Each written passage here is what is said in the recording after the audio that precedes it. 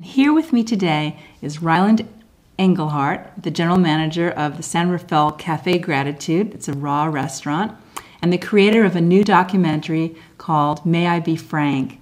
And also here is the star of the film, Frank Ferrante. Welcome, guys. Hello, thank you for having us. Thank you, Beth, for having us over this evening, or this morning. Great. So, Frank, you look amazing. You know, you weighed 287 pounds, and now you look unrecognizable.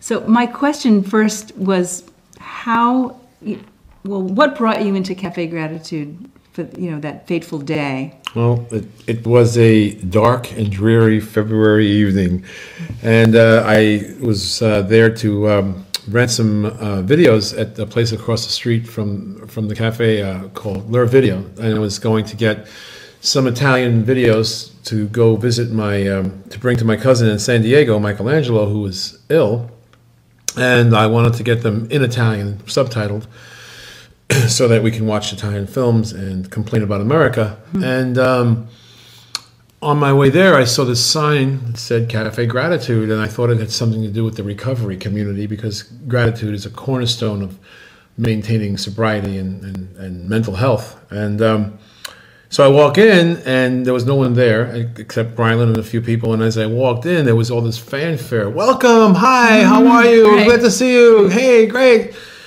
And I thought, wow, this is nice. And the guy said, well, I came in because I thought, judging by the name, that someone here is in recovery. And he said, well, we're all recovering from something. and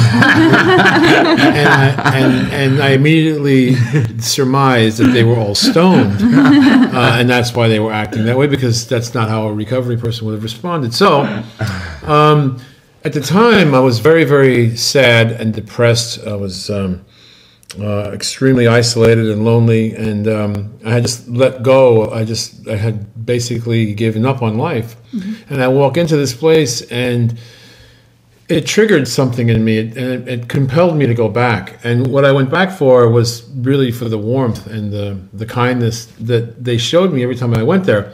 I must say that the third time I went there, I was really disappointed, because they greeted somebody else that came to the door the same way, and I thought, whoa, I thought it was me, But Ryland, you asked him like a really specific question that kind of got this thing going. What was the question you asked, Frank?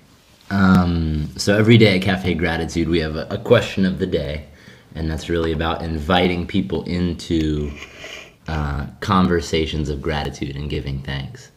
And that day, the question was, what's one thing that you want to do with the rest of your life? Or what's one thing you want to do before you die? Mm-hmm. And which could be a heavy question. It's definitely it could be. And Frank, not if you're German. It's a typical daily question. But Frank very sincerely and openly and honestly said, one thing I want to do is the most important thing that I want to do is I want to fall in love. And I don't think anyone will ever love me because of how I look, and I don't love myself. And at the time, Frank was, just under 300 pounds. And for whatever reason, I was, call it spirit, call it intuition. I was just guided. In that moment, we had this idea, let's do a reverse to supersize me movie. Mm-hmm. And we had the idea, and, we'd brought it up in 2 conversations 6 months before. And the moment he walked in, you knew, and that question was asked, mm-hmm. I knew this was it. And it was just, I was compelled in that moment. I said, you want to try an experiment? You want to do an experiment? And he said yes, which is, yeah, that's remarkable. Completely remarkable. Right. And Frank, you had like hepatitis C, and you were on antidepressants and chemotherapy drugs, and that. Right. So. A cornucopia of pharmaceuticals. Wow. Yeah. It was very brave of you to think that you're going to just kind of cold turkeyed a lot of it, didn't you? Well, what I cold turkey was I gave up on. I surrendered my way of being and entered into another way of approaching life. I had to continue to take you couldn't just cold turkey those drugs, particularly the interferon and the ribavirin, which I was in the middle of that treatment, so I couldn't stop it.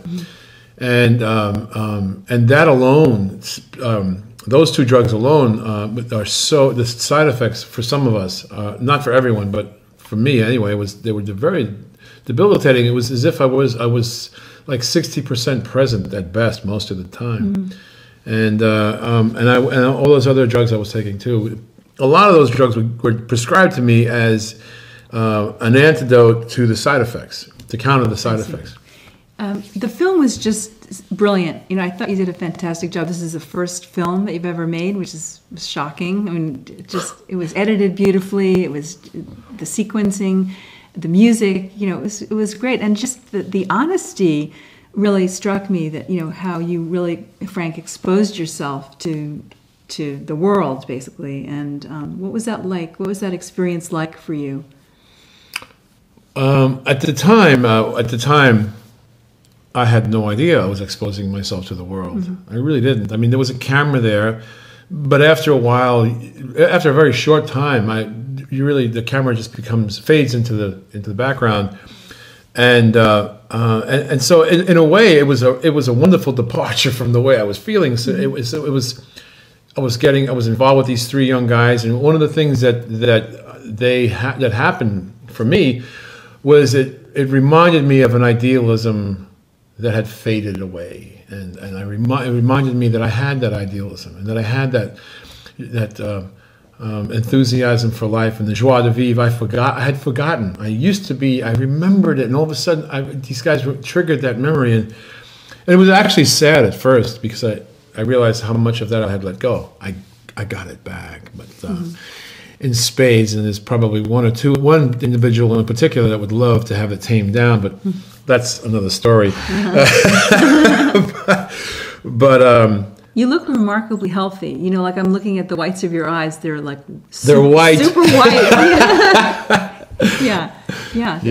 So, if you're just joining us, I'm Beth Greer, and you're listening to Your Supernatural Life, and I'm speaking with Ryland Englehart, the general manager of San Rafael Cafe Gratitude and the filmmaker of the new film May I Be Frank, along with the star of the film, Frank Ferrante. The star.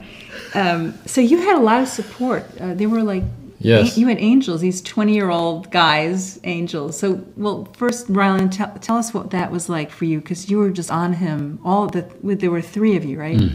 Just on him. It was me, my brother, who was also a manager at Cafe Gratitude, and then my best friend, who was also a manager at Cafe Gratitude. And we were best friends. We were all living together at the time. And I asked them if they wanted to take on this project. My brother had just dropped out of film school, and so he had some filming experience. We didn't own a camera at the time. I called my friend in LA, and just happened to be that a friend of his had a camera for sale who was coming to LA the next day.